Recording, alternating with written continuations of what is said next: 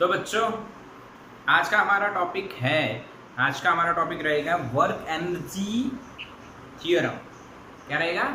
Work energy theorem. भाई work energy theorem हम पढ़ चुके हैं, हमें आता है 9th स्टैंडर्ड में, शायद टीचर्स ने बताया हो कि भाई ऐसा होता है। एक एग्जांपल देता हूँ आपको। If you want to change the kinetic energy then you have to perform work. If you want to change the kinetic energy, then you have to perform work on the body. This is known as work energy theorem. Simple. तो work energy theorem हम start करते हैं बच्चों। उससे पहले कुछ देखना है हमें। वर्क एनर्जी थियरम हम स्टार्ट करें बच्चों, उससे पहले हमें कुछ देखना है इसमें। तो क्या देखना है? तो भाई यहाँ पे आपको जो देखना है वो ये है, यूनिफॉर्मली जो एक्सेलरेटेड मोशन था, उस मोशन के कुछ इक्वेशंस हमने बनाए हुए थे इन 2D। पहला v is to u plus at, यानी ab वेक्टर, ub वेक्टर और vb वेक्टर है।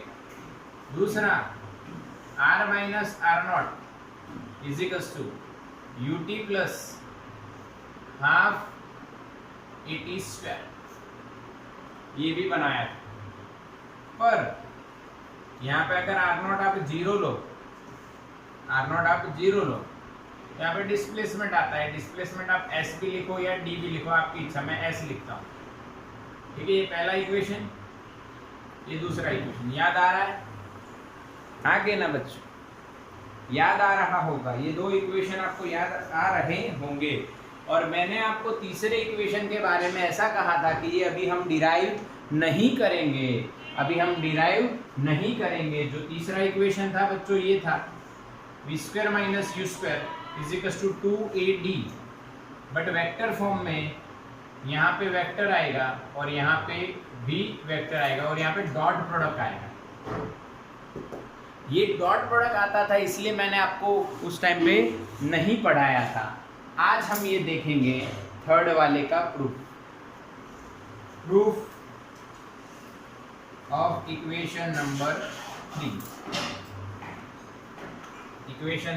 3। इसका प्रूफ देखने वाले हैं, ठीक है। इसका प्रूफ देखने वाले हैं, इक्वेशन नंबर 3 का प्रूफ देखने वाले हैं। क्लियर है? पहले दो तो आते हैं आपको, आते ही है ना। चैप्टर 4 में देखे थे हमने ये, चैप्टर 4 में। यस। अब यहाँ पे आपको ये समझाना तो इसको कैसे समझना ये देखिए। सबसे पहले आपको ये एक व्हीकल जो 2D में चल रहा है, उसकी इनिशियल वेलोसिटी u है, उसको एक्सेलरेशन दिया गया है a, तो उसकी फाइनल वेलोसिटी हो गई v। उसने डिस्प्लेसमेंट की बच्चों s। तो यहाँ पे पहला इक्वेशन आपको पता है जो क्या है, v is equal to u plus a। ये कहाँ से आता है? तो ये आपको मैंने बताया था एक्सेलरेशन से, change in acceleration. Sorry, acceleration is equal to change in velocity upon time interval. तो t था, ये 0 टाइम और ये t टाइम, ये आपको आता है। बट यहाँ पे ध्यान देना है आपको, मैं यहाँ पे लिख रहा हूँ डिस्प्लेसमेंट। डिस्प्लेसमेंट आप क्या लिखते हो बच्चों? Average velocity into time interval. आगे ना, डिस्प्लेसमेंट आप क्या लिखते हो बच्चों? एवरेज वेलोसिटी यानी u, फाइनल क्या है v, इनिशियल क्या है u upon 2, this is average velocity into time interval. कितना है बच्चों? यहाँ पे 0 टाइम है, यहाँ पे t टाइम है, तो टाइम इंटरवल इज t। समझ में आया? आगे ना, बिल्कुल। एवरेज वेलोसिटी का मतलब क्या, दो वेलोसिटी है उनका एडिशन कर दो, बाई 2 कर दो, सिंपल एवरेज वेलोसिटी आपको मिल गई। अब हम क्या कर रहे हैं ये देखो।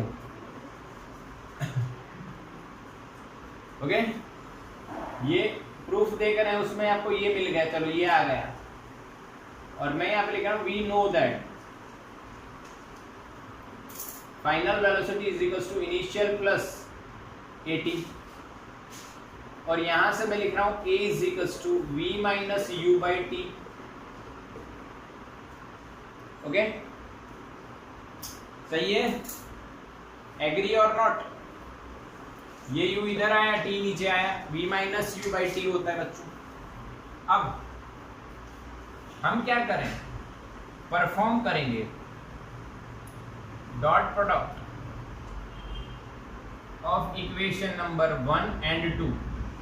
ये प्रूफ के इक्वेशन देख रहे हैं भाई, 1 2 ये नहीं है, ये अलग है, ये प्रूफ के इक्वेशन की बात कर रहे हैं, तो इनका डॉट प्रोडक्ट कर रहे हैं। तो बच्चों क्या मैं a डॉट एस कर सकता हूं लेफ्ट साइड में, a डॉट एस, बिल्कुल।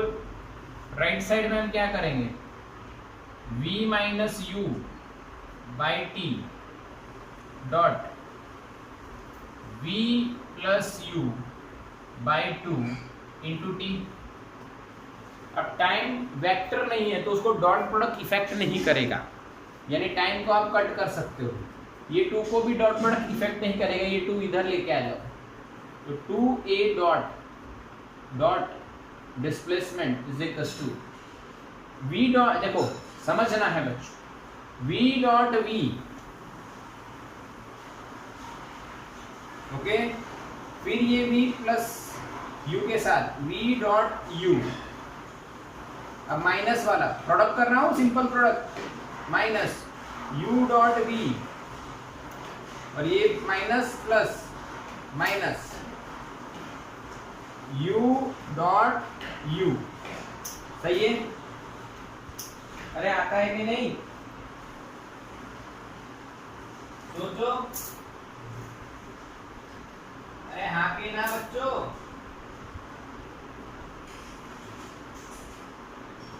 समझ में आया? समझ में आया बच्चों?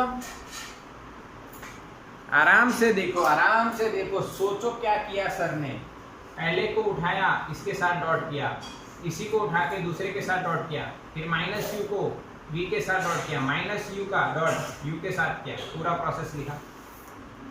समझ में आया? हाँ कि ना? यस। क्या बच्चों ये दोनों कट होंगे, v डॉट u या u डॉट v, सेम ही बात है ना, क्योंकि commutative property a dot b is equal to b dot a, ये दोनों सेम है और बीच में माइनस साइन है तो कट हो जाएंगे। और v डॉट v जो है v स्क्वायर होता है, u डॉट u जो है u स्क्वायर होता है, तो हमारा आंसर क्या आता है, 2a dot s is equal to v square minus u square. ये तो आपको पता है ना, v डॉट v स्क्वायर होता है, i डॉट i क्या होता है, 1, क्योंकि उसका मैग्नीट्यूड 1 होता है। हाँ, पर v डॉट v का मैग्नीट्यूड इंटू v का magnitude into cos angle between them 0, cos 0 1, v का मैग्नीट्यूड इंटू v का मैग्नीट्यूड क्या होगा, v स्क्वायर। यस, याद आ गया, ये प्रूफ हुआ हमारा, बिल्कुल पक्का। इसका स्क्रीनशॉट लो। अब आपके पास तीनों इक्वेशन के प्रूफ है भाई, तीनों इक्वेशन के प्रूफ है। चलो हो गया, स्क्रीनशॉट डन। इसको नोट कर लेना वहीं पे जहां पे वो तो आपने किए हुए हैं।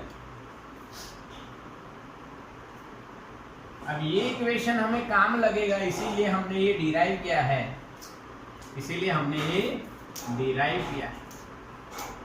इसका कहीं ना कहीं यूज होने वाला है। चलो तो देखते हैं, आइए। वर्क एनर्जी थ्योरम, कई सम्स आप डायरेक्टली इससे सॉल्व करोगे। मैं इसको वेट लिखता हूं, वेट, WET, वेट, इसका यूज करेंगे, WET, वर्क एनर्जी थ्योरम। इसका बहुत जगह हम यूज करेंगे डायरेक्टली। आप यूनिफॉर्मली एक्सेलरेटेड मोशन के इक्वेशन लगाओ, थक जाओगे, इतना लंबा सॉल्यूशन होगा। ये लगाओगे विदिन सेकेंड्स आंसर आएगा। पक्का ना? बिल्कुल समझ में आया आपको? बढ़िया से। अब ये है क्या, ये देख लीजिए। आइए तो बच्चों, ये हमारे पास एक व्हीकल है बच्चों। ये व्हीकल जो है, व्हीकल का इनिशियल स्पीड जो है u है। अब आप सोचते हो वो जोश वाली बात, हाउस द जोश, हाउस द जोश, सुनाई दे रहा है? यस, सुनाई दे रहा है। तो भाई जोश ज्यादा ही होता है, कम नहीं होता है। तो यहाँ पे v वेलोसिटी कर दी हमने, बढ़ा दी। बढ़ाने के लिए हमने फोर्स लगाया इधर, और वो फोर्स कैसा लगाया? कांस्टेंट। कैसा लगाया? कांस्टेंट। ये एक बात नोट करनी है, आगे हम वेरिएबल भी पढ़ने वाले हैं, कुछ नया पढ़ेंगे। 11th स्टैंडर्ड में वही वर्क नहीं होगा जो 9th स्टैंडर्ड में होता था, थोड़ा डिफरेंटली होगा। ठीक है, थोड़ा डिफरेंटली होगा। इसका मास यहाँ पे m है, तो यहाँ पे भी m ही होगा। और इसने जो डिस्प्लेसमेंट कर ली है वो मान लीजिए d कर ली है। अब f कांस्टेंट है, फोर्स कांस्टेंट है, तो बच्चों क्या एक्सेलरेशन भी कांस्टेंट होगा। यहां पे आप क्या लिख सकते हो इसके बारे में? इसके बारे में आप ये लिख सकते हो बच्चों, from for uniformly accelerated motion, uniformly accelerated motion. अरे बच्चों, क्या v square minus u square बराबर 2ad in scalar form? Okay okay, yes और no? In scalar form we can write like this, but if you want to write in vector form, in vector form, then यहाँ पे vector a और यहाँ पे vector d, और ये कौन सा प्रोडक्ट? Dot product. बिल्कुल clear.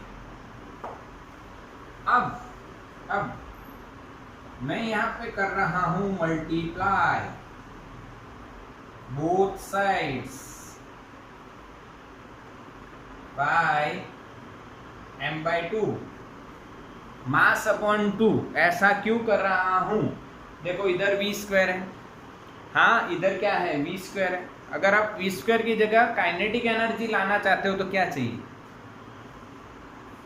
If you want to convert this equation into kinetic energy, then you have to multiply by 1/2m, not m, 1/2m. That's why हमें क्या करना है? multiply both sides by m/2। तो बच्चों देखो left side में क्या होगा? यहाँ पे 1/2 into m में लिख रहा हूँ, जिससे आपको फील आए। 1/2 m v स्क्वायर माइनस यहाँ पे 1/2 m u square is equals to 1/2 m, और ये पहले से है 2a vector dot d vector. चलो ठीक, यहाँ पे 2 मरेगा, 2 उड़ जाएगा, उड़ेगा। अब देखो मेरी बात, half m v square is the final kinetic energy, half m u square is the initial kinetic energy, and ma is force dot displacement। सही है? सही जा रहे हैं? बिल्कुल सही जा रहे हैं, बिल्कुल सही जा रहे हैं। तो बताओ राइट साइड में f डॉट डी की जगह क्या लिखना चाहिए बच्चों आपको? राइट साइड में f डॉट डी की जगह आपको क्या लिखना चाहिए? वर्क। Right answer. तो left side is change in kinetic energy, right side is work. तो this is work energy theory. समझ में आया? This is delta K and this one is work। Delta K is equals to W is work energy theorem. तो एक side energy, दूसरी side work, तो इसको बोलते हैं बच्चों वर्क एनर्जी थ्योरम। क्लियर दिख रहा है मेरे बच्चों? थोड़ा सा इंटेंसिटी ब्राइटनेस बढ़ा देते हैं। चलो ठीक दिख रहा है कि नहीं? हाँ दिख रहा है clear? W is equals to delta K और delta K is equals to W। This is called work energy theorem. कैसे आया पता है? अब फील करवाते हैं। देखो समझना है आपको कैसे हम समझते हैं। मैं ही समझा देता हूँ, मैं ही बन जाता हूँ। चलो मेरी स्पीड है 5 मीटर पर सेकेंड। मेरी स्पीड 5 मीटर पर सेकेंड है, यानी मेरा मास है, यानी मेरे पास काइनेटिक एनर्जी है। वो काइनेटिक एनर्जी से मैं भागा और मैंने एक्सेलरेट किया, फोर्स लगाया। फोर्स लगाते हुए मैंने डिस्प्लेसमेंट किया, तो डिस्प्लेसमेंट इनटू फोर्स वर्क हो गया, और वही वर्क करने के कारण मेरी काइनेटिक एनर्जी चेंज हो गई, या तो इंक्रीज हो गई या तो डिक्रीज हो गई। इंक्रीज कब होगी बच्चों? कब इंक्रीज होगी बताइए? कब इंक्रीज होगी? जब एक्सेलरेशन मिलेगा। रिटार्डेशन मिलेगा तो काइनेटिक एनर्जी क्या होगी? डिक्रीज हो। यानी यहाँ पे डेल्टा के पॉजिटिव भी हो सकता है और नेगेटिव भी हो सकता है। यस और no? Work can be positive, negative as well as zero.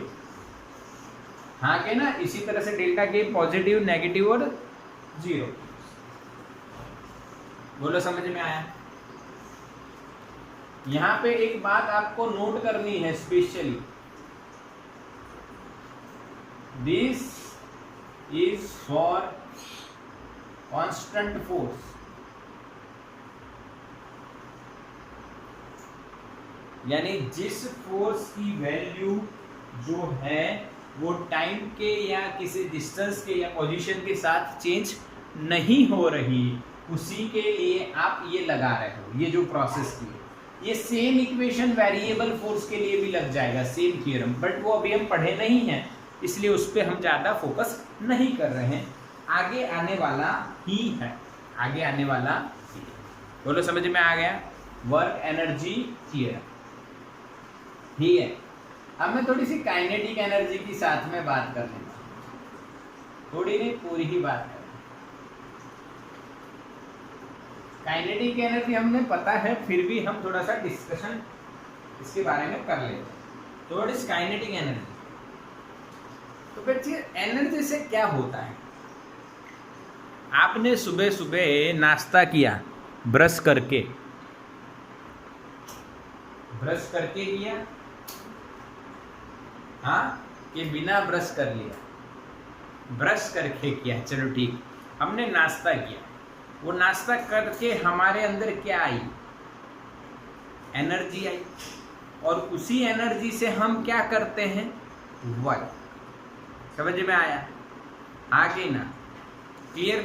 तो एनर्जी ऐसी चीज है जिससे हम वर्क कर सकें।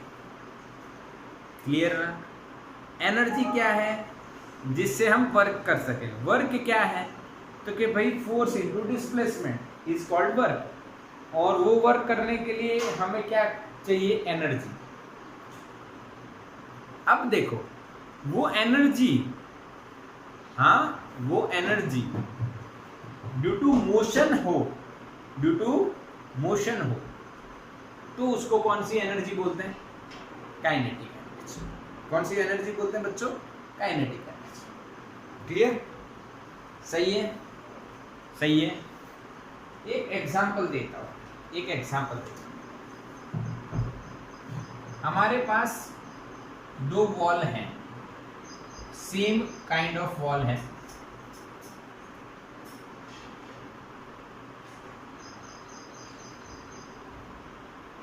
ये दोनों वॉल को हमारे पास एक मैन है, वो मैन जो है दौड़ता है, वो है के मैन ना, के नहीं जे मैन रखते हैं, उस मैन का नाम है जे मैन। यहाँ पे भी वो मैन जे मैन है सेम।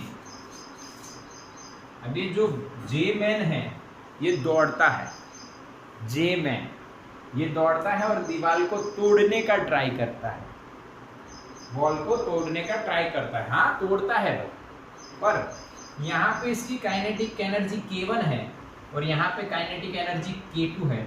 यहाँ पे बॉल नहीं टूटेगी और यहाँ पे बॉल टूट जाएगी, तो बताओ कौन सी काइनेटिक एनर्जी ज्यादा? K2 is greater than K1, ये वाली ज्यादा, ये वाली कम। यानी इसकी काइनेटिक एनर्जी ज्यादा है तो इसने तोड़ के बॉल को तोड़ दिया और वर्क हो गया। मैंने बॉल को तोड़ना क्यों वर्क बताया आपको, क्योंकि ये जल्दी समझ में आए। बाकी डिस्प्लेसमेंट फोर्स लगा के डिस्प्लेसमेंट करवाना एक सिंपल लॉजिक था, बट ये मैंने आपको बताया जिससे जल्दी समझ में। अच्छा, ये बॉल को तोड़ने के लिए जो इसने वर्क किया, हाँ उस वर्क के लिए इसको एनर्जी चाहिए थी। अब वो एनर्जी इसके पास थी, पर वो किसके कारण थी? मोशन के कारण। किसके कारण थी? मोशन के कारण। तो काइनेटिक एनर्जी की डेफिनेशन क्या होती है? बॉडी के पास जो एनर्जी है, जो एनर्जी है वो ड्यू टू इट्स मोशन हो तो उसको कौन सी एनर्जी बोलते हैं? काइनेटिक। समझ में आया बच्चों? यस और नो? बिल्कुल क्लियर? हाँ, the energy possessed by the body, the energy, note कर लेना, द एनर्जी, नोट करो, नोटबुक लो, सीधे बैठो सब लोग। सो रहे हैं वो खड़े हो जाओ, सीधे बैठो। घनश्याम सीधा बैठ, मेरे को सब दिख रहा है यहां से। घनश्याम, देव, नाश्ते की प्लेट साइड में रख। हाँ, ऋषिका सीधी बैठ, चलो चलो चलो सीधे बैठो सब लोग। ये लाइव क्लास चल रहा है, मुझे सबके बारे में दिख रहा है कौन क्या कर रहा है। ठीक है, सीधे बैठो और नोट करो। Energy possessed by the body, energy possessed by the body by virtue of its motion,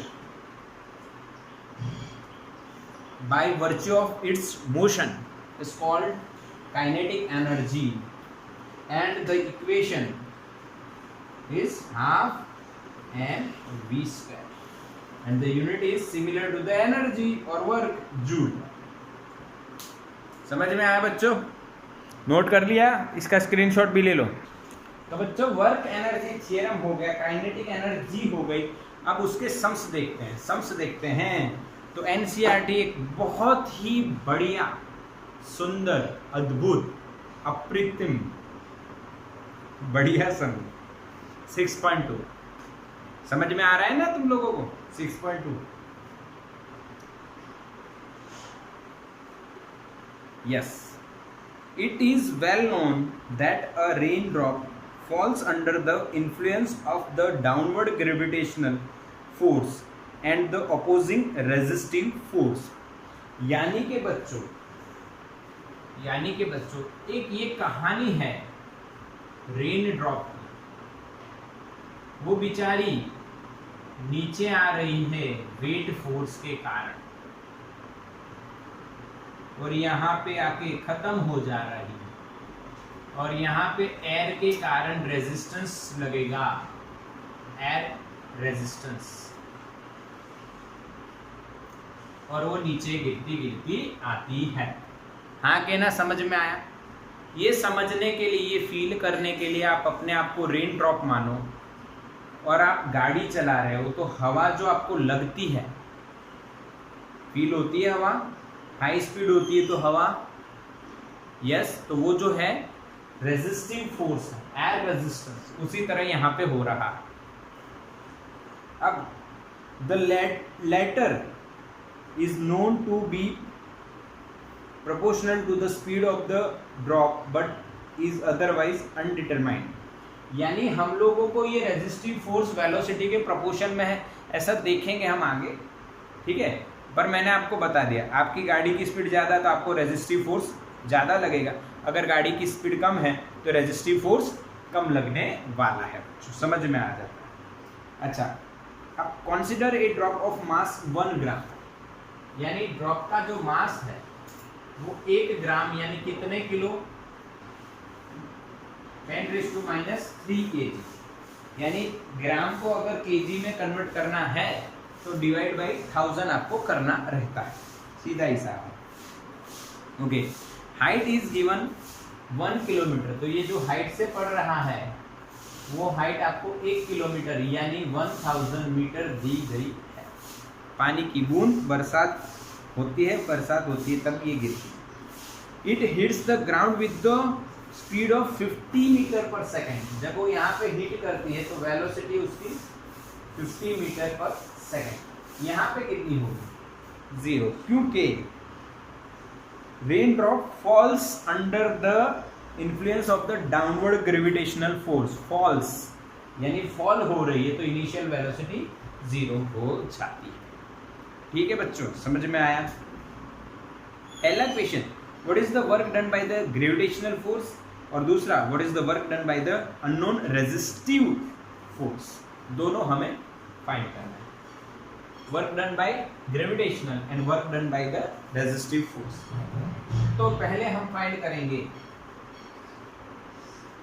work done by gravitational force.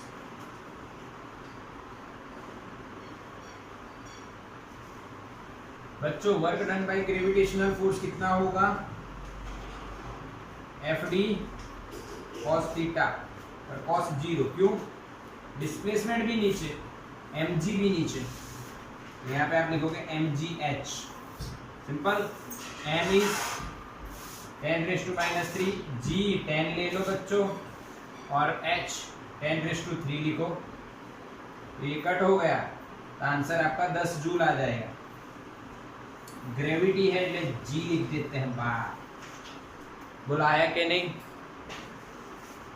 Work done by gravitational force, हाँ के ना बच्चों बोलो।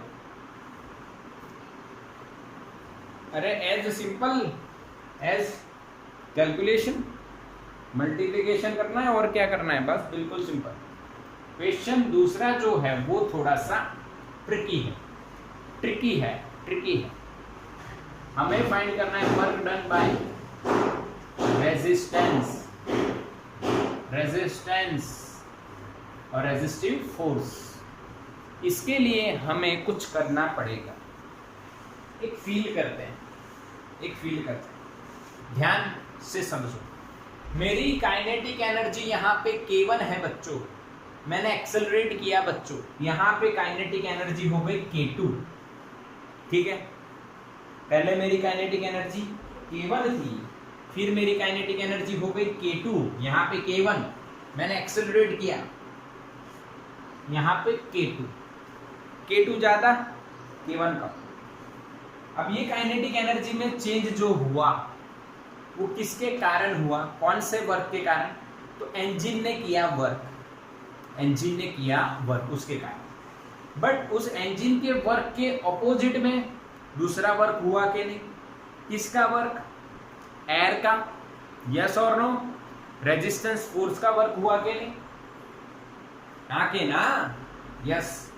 जैसे कि एक आपको मोटिवेशनल थोड़ी सी इसमें स्पीच भी मैं कवर कर देता हूँ, देखो समझो।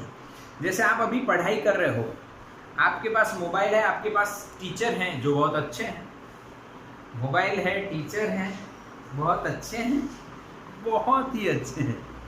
ठीक है, तो आप इतना बढ़िया फिजिक्स में वर्क कर सकते हो जिसका आपको अंदाजा भी नहीं है, बहुत ज़्यादा बढ़िया कर सकते हो। तो यानी ये बात हो गई आपके डायरेक्शन में वर्क होना। बट उसी के साथ आपके पास मोबाइल है, इंटरनेट है, यूट्यूब है, गेम्स हैं, यू कैन सर्च एनीथिंग, आप कुछ भी कर सकते हो। तो वो पॉजिटिव है या ऑपोजिट डायरेक्शन? मेरी डायरेक्शन है या ऑपोजिट डायरेक्शन में? Opposite direction. तो जो आपका आउटपुट आएगा, जो आपकी फाइनल काइनेटिक एनर्जी होगी, वो इन दोनों के वर्क के बराबर, इन दोनों वर्क के कारण होगी। हाँ, यानी कई बच्चे ऐसा सोच रहे हैं, जो बच्चे ऐसा सोच रहे हैं, किससे पता चल रहा है, क्या फर्क पड़ रहा है? जो बच्चे ऐसा सोच रहे हैं किसी को पता नहीं चल रहा है, हम तो मोबाइल में कर रहे हैं, हम तो अंदर कर रहे हैं। अगर टेस्ट में कम मार्क आएंगे तो कह देंगे पता नहीं चल रहा है। नीट जेई में कम आएंगे कह देंगे भाई डिवाइन में गए थे, सर के पास पढ़े थे, इसलिए समझ में ही नहीं आया। उससे बेटा क्या फर्क पड़ेगा बताओ? आपके रिजल्ट में ऐसा लिखा आएगा कि आपने रविंद्र सर से फिजिक्स पढ़ा और आपके कम मार्क्स आए इसलिए आपको बोनस मिलेगा आगे? ये बात समझ लेना। जो बच्चे सीरियस नहीं हैं, जो बच्चे अंदर अंदर कई बार चैट पकड़ी भी जाती है, हाँ चैट होती भी है, वो मैं यानी मेरे लफ्ज़ों की कुछ मर्यादा रखता हूँ, एज ए टीचर मैं मर्यादा रखता हूँ। बाकी उनको एक स्ट्रिक्ट वर्ड मेरे पास है, ऐसे बच्चे बिल्कुल गलत काम कर रहे हैं, गलत काम कर रहे हैं। अच्छा, आपका ये जो फाइनल आउटपुट आएगा ना, ये रिजल्ट में दिख जाएगा बच्चों, और फिर आप मेरी बुराई करके या इंस्टीट्यूट की बुराई करके निकल लेना, पर आगे उसका कोई फायदा नहीं। क्या फायदा, क्या फायदा? अभी मैंने कई बच्चे दोनों तरह के लोग होते हैं, तो ये बात मेरी स्ट्रिक्टली आप नोट कर लीजिए, लिख लीजिए। जो आप किसी को बताए बिना कुछ काम कर रहे हो, गेम खेल रहे हो, टाइम पास कर रहे हो, चैटिंग कर रहे हो, XYZ, अब वो XYZ मैं नहीं बोल रहा हूँ, समझना मेरी बात, वो XYZ आप समझ लेना। ये जो काम आप करते हो, जिसका ऐसा आपको लगता है किसी को पता नहीं चल रहा है, रिजल्ट में पता सब कुछ चल जाएगा आपने क्या किया है। ओके, तो ये स्ट्रिक्ट मेरी बात नोट कर लेना, स्ट्रिक्टली नोट कर लेना कि बच्चों आपका रिजल्ट है ना, वो आपके कर्मों को, आपके वर्क को जरूर से बताएगा, जरूर से बताएगा। हाँ, ऐसा नहीं है कि सब बच्चे, कई बच्चे टैलेंटेड न हो या कर न पाए तो उनका कम आएगा, बट ये मैं एक लॉजिक आपको बताता हूँ, नथिंग इज इम्पॉसिबल। आप अच्छा वर्क कीजिए, अच्छा काम कीजिए, करते रहिए। पेरेंट्स को धोखा मत दीजिए, और साथ ही साथ अपने आप को भी मत दीजिए। पेरेंट्स के बारे में थोड़ा सा सोचिए बच्चों, पेरेंट्स के बारे में, वो कितना रिस्क लेके आपके लिए पढ़ने जाते हैं, सॉरी आपकी पढ़ाई के लिए काम करने जाते हैं। हाँ, अभी आपको पढ़ाने के लिए वो घर से बाहर भी निकल सकते हैं। अभी यहाँ पे एक स्टूडेंट बैठी, तो पेरेंट्स रिस्क लेके भी इसको यहाँ पे छोड़ के जाते हैं, खुद का भी जान का रिस्क लेते हैं, इसका भी लेते हैं, यानी इतना रिस्क लिए बाद भी वो आपको पढ़ाने के लिए बहुत कोशिश करते हैं, बहुत मेहनत करते हैं। हाँ, आप सोचो आपके पेरेंट्स क्या बाहर निकल रहे हैं, किसके लिए निकल रहे हैं, सोचो, समझ रहे हो कि नहीं? तो उनकी थोड़ी सी रिस्पेक्ट करो।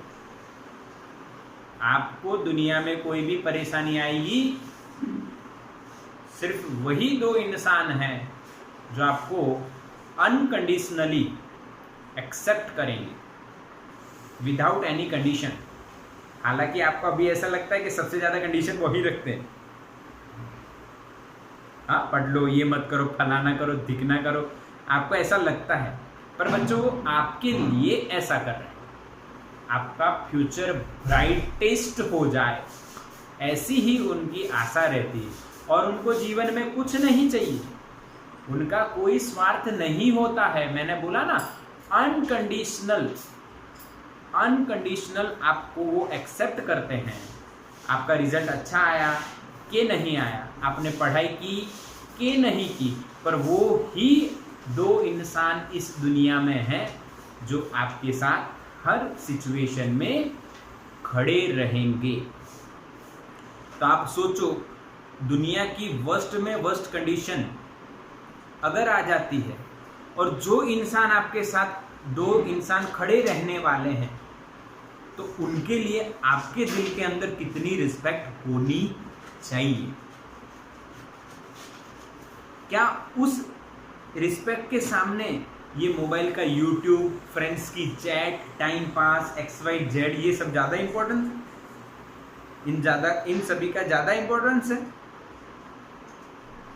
ये डिसीजन आपका है, आप किसको ज्यादा इंपॉर्टेंस देते हो, ये सोच लो। हाँ, आपको जब होमवर्क चेक करने के लिए बुलाया जाता है तब आप कहते हो ये नहीं हुआ, ये रह गया, फलाना, इंटरनेट, ढिमकाना, क्या क्या रीजंस, क्या वो देते हैं आपको रीजन ऐसा? आपको अच्छी से अच्छी इंस्टीट्यूट में पढ़ाना चाहते हैं, अच्छे से अच्छे कपड़े पहनाना चाहते हैं, अच्छे से अच्छा खाना देना चाहते हैं, क्या वो ऐसा एक्सक्यूज करते हैं? कई बार आप कई चीज घर में हो, हाँ, और वो कम क्वांटिटी में हो, थोड़ी कम हो, और उनको भी खाने की इच्छा हो, और आपको उनको पता है कि आपको अच्छी लगती है, तो वो खाने का छोड़ देंगे, आपके लिए रखेंगे। उसको बच्चों पेरेंट्स बोलते हैं, माता पिता उन्हें बोलते हैं जो खुद की इच्छाएं दबा देते हैं और आपकी इच्छाओं का ख्याल रखते हैं। तो आपकी इतनी रिस्पॉन्सिबिलिटी तो बनती है कि आप उनके लिए पढ़ाई अच्छी से करो। खुद के लिए कर रहे हो ये तो पता है, पर उनका इतना डेडिकेशन है तो आप उसका 0.1% तो दीजिए, ठीक है? यानी कोई चेक नहीं कर रहा, कोई देख नहीं रहा, अगर आपको ऐसा लगता है बेटा रिजल्ट सब कुछ बता देगा, हाँ, मार्क्स सब कुछ बता देते हैं कि आप क्या कर रहे हो, मेहनत करो, मेहनत, प्रैक्टिस एंड प्रैक्टिस। जो भी चीज कमजोर है, physics, chemistry, biology, maths, English, Sanskrit, computer, जो भी कमजोर है बेटा, जो भी दुनिया में कमजोर है उसका एक ही सॉल्यूशन है, प्रैक्टिस। जगह बदलने से कुछ नहीं होता। यानी मैं एक एग्जांपल और देता हूं, आप 100 मीटर का प्रैक्टिस कर रहे हो, 100 मीटर दौड़ने का, ये जो इंटरनेशनल जो ट्रैक्स होते हैं उस पर अगर आप प्रैक्टिस कर रहे हो तो क्या आपका ज़्यादा हो जाएगा, और नॉर्मल ट्रैक पे प्रैक्टिस कर रहे हो आपका कम हो जाएगा? ऐसा होगा? आप कहीं पे भी प्रैक्टिस करो, प्रैक्टिस सेम रहेगी। यानी कुछ बच्चे अपने गोदरा में रह के मेहनत कर रहे हैं और कुछ बच्चे बाहर जाके मेहनत कर रहे हैं, दूसरे बड़े बड़े इंस्टीट्यूट में ज़्यादा फीस पे करके मेहनत कर रहे हैं, तो क्या ऐसा थोड़ी वहाँ पे जाने से आपका रिजल्ट ज़्यादा बन जाएगा, या यहाँ पे रहने से आपका रिजल्ट ज़्यादा बन जाएगा? रिजल्ट ज़्यादा बनाना एक ही लॉजिक है, प्रैक्टिस। हाँ, यानी ये आप पे डिपेंड करता है, ठीक है? तो बिना कोई गलत लॉजिक सोचे लगाए आप बस काम करते रहिए। ये जो बात आई रेजिस्टेंस से आई, यानी हम कोई भी काम करते हैं ना उसमें रेजिस्टेंस होता ही होता है। अगर रेजिस्टेंस ना हो तो बताओ सभी लोग 100% काम करेंगे ना? हाँ कि ना, बोलो? यानी फिर कंपटीशन एग्जाम जैसा कुछ रहेगा ही नहीं। क्यों? क्योंकि रेजिस्टेंस है ही नहीं। मान लो अगर पढ़ाई में सबका मन एक साथ ही सही से लग जाता हो, कोई एक्सटर्नल वर्क उनको खींचे ही ना, तो सभी रैंकर बन जाएंगे, पर ऐसा नहीं होता है। जो रैंकर है वो कई चीज़ों को छोड़ता है, त्याग करता है। अगर आपको कुछ गेन करना है तो कुछ लूज भी करना पड़ेगा। यही लॉजिक, यानी entertainment, mobile phone, friends and XYZ जो भी आप एक्टिविटीज़ करते हो उनका त्याग करना पड़ेगा। उसमें टेम्पररीली जो मज़ा आता है उस मज़ा का त्याग करना पड़ेगा, तब जाके अच्छा आउटपुट बनेगा, ठीक है? ओके? और जहाँ भी नेगेटिव थॉट्स आए अपने पेरेंट्स के बारे में सोचिए, भाई वो कितना काम कर रहे हैं आपके लिए, उनके बारे में सोचिए, उनसे हिम्मत लीजिए, उनसे प्रेरणा लीजिए, ठीक है? चलो आइए यहाँ से बात करते हैं आगे। Work done by resistive force, ये नेगेटिव वर्क है, ये गलत वर्क है। इस बूंद को तो यहाँ आके आगे बढ़ना है, पर ये इसको रोकने का ट्राई करेगा। तो बेटा यहाँ पे सॉल्यूशन में वर्क एनर्जी थियरम लगेगा। कैसे? Total work done on the drop is equals to change in its kinetic energy। Total work कौन करेगा? Gravitation force and resistive force. Gravitation जो नीचे लाएगा, रेजिस्टिव जो ऊपर ले जाने का, रोकने का ट्राई करेगा, ऊपर नहीं ले जाएगा, रोकेगा। Change in kinetic energy, final minus initial. Okay, अब बच्चों यहाँ पे आपको देखो फाइनल, इनिशियल काइनेटिक एनर्जी तो 0 है, फाइनल आप यहाँ पे फाइंड कर सकते हो हाफ एम वी स्क्वायर लगा। हाफ एम की वैल्यू क्या बच्चों 10⁻³ और वी का स्क्वायर यानी 2500। 2500 का आधा 1250 इंटू 10⁻³ यानी बच्चों 10⁻1 2 3 1.25 हो जाएगी।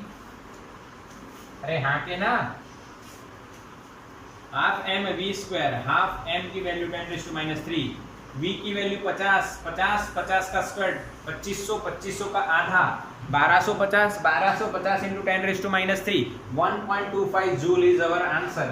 तो यहाँ पे आएगा 1.25 और minus work done by gravitational force is 10 joule, work done by resistive is as it is unknown, work done by resistive force is minus 8.75 joule.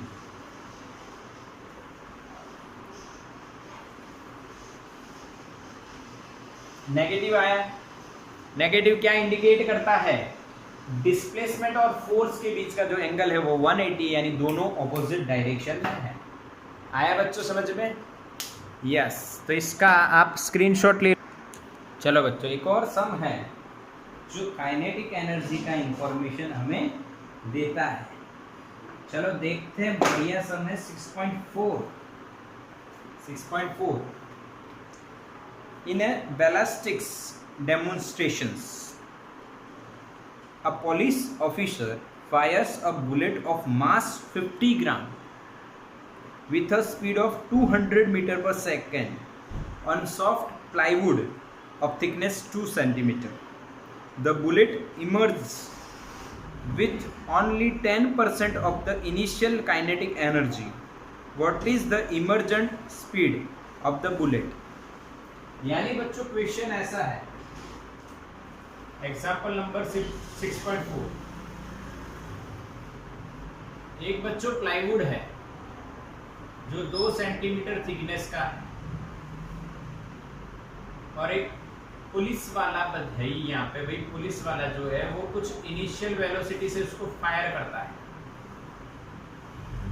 और जो यू की वैल्यू है बच्चों वो आपको दी है 200 मीटर पर सेकेंड और इस बुलेट का मास भी आपको दिया है 50 ग्राम यानी 5 × 10⁻² kg। मैंने डायरेक्ट लिखा, समझ में आया? 50 ग्राम इंटू के जी, 50 × 10⁻³ kg पर 5 × 10⁻² kg। अच्छा, ये जब यहाँ से बाहर आती है, इमर्जेंट यानी बाहर आना, इमर्ज हुई, यहाँ से निकली, तो इसकी फाइनल वेलोसिटी vf है। मान लो ये बच्चों vi है और यहाँ पे काइनेटिक एनर्जी ki है, half m vi², half m 5 × 10⁻², v का स्क्वायर 2 का स्क्वायर 4 और 10⁻² का स्क्वायर 10⁻4। क्या बच्चों ये 2 हो जाएगा, 5 2 जा 10 10, यहाँ पे 5 5 - 2 3 यानी 1000 जूल हो जाएगा। सही हिसाब है? हाँ के ना? हिसाब देखो, हिसाब करना आना चाहिए। यस और नो? सही है ना? कुछ गलती है तो बता दो। यस सही है। अब उन्होंने कहा है कि फाइनल वेलोसिटी ढूंढो, फाइनल वेलोसिटी ढूंढो, और साथ ही में उन्होंने कहा कि जो फाइनल काइनेटिक एनर्जी है वो इनिशियल के सिर्फ 10% है। ऐसा दिया है 10% of initial, 10% of initial kinetic energy. बस यहाँ ही आपका आंसर आ जाएगा। यहाँ पे आप half m v f square लिखोगे, यहाँ पे 10/100 इंटू पी आई 1000, तो 2 0 कट, ये 100 आ जाएगा। हाँ सही है। पर एक और बात, आप रिकॉर्डिंग शायद पॉज हो गई थी या टाइम लिमिट खत्म हो गई, फिर से एक बात बता देता हूँ। Final kinetic energy is 10% of initial kinetic energy. Final का इक्वेशन लिखा, 10% को नॉर्मल वैल्यू में कन्वर्ट किया, की आई का इक्वेशन लिखा, हाफ एम कट हो गया, वी आई की वैल्यू रखी, जो आप इस तरह से भी कर सकते हो बच्चों, 40,000, ठीक है, 200 का स्क्वायर यानी 40,000, एक जीरो कट हो गया, 4,000 का रूट आएगा 63.2 मीटर पर सेकेंड। बिल्कुल सिंपल पर बढ़िया, कुछ बढ़िया। हाँ, माइक बंद करो बच्चों, किसी का चालू है माइक, ऐसा बोल, स्क्रीनशॉट ले लो।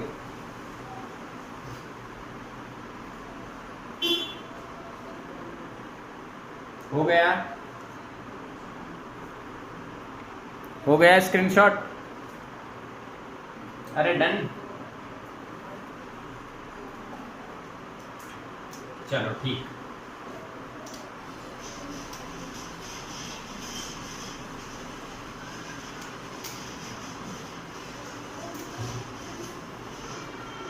चलो अब हमारा टाइम तो हमारे पास ख़त्म हो रहा है, टाइम तो ओवर हो रहा है, बट एक छोटी सी बात मैं आपको बता देता हूँ, ये आप दिमाग में बैठा लेना, relation between kinetic energy and momentum, ये कई जगह आप यूज करने वाले हो जब आप सम सॉल्व करोगे बच्चों। आपको पता है बच्चों k बराबर हाफ एम वी स्क्वायर होता है, ये तो आपको याद ही होना चाहिए। बट क्या आपको पता है लीनियर मोमेंटम जो हम पढ़े हैं वो p बराबर एम वी होती है, तो v की जगह आप क्या लिख सकते हो, या m की जगह क्या लिख सकते हो आप? हाँ ठीक है, v को हटा देते हैं, v को हटाते हैं, तो v is equal to p by m, v ना हो तो, v ना दिया हो, ठीक है, तो ये इक्वेशन p बाई एम के फॉर्म में क्या लिखा जाएगा, देखो 1/2m, यहाँ पे p square upon m square, एक m कट हो जाएगा, तो काइनेटिक एनर्जी आपका आंसर देखी जाएगी भाई p स्क्वायर बाई 2m। समझ में आया कि नहीं?